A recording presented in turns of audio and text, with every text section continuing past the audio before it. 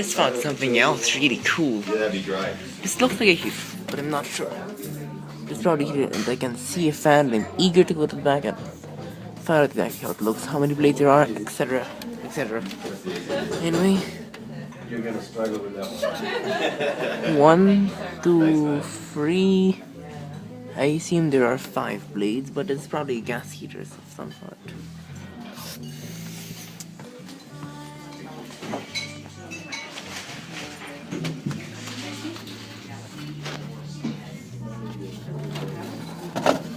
No, I'm not gonna do that. Probably it's caused a little bit of trouble for the restaurant people. But that's probably all we'll get with this time.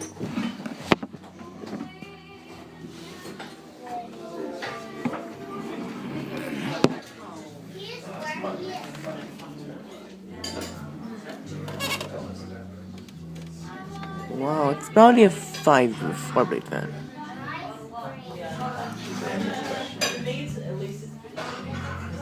Anyway, there you go. Thanks for watching.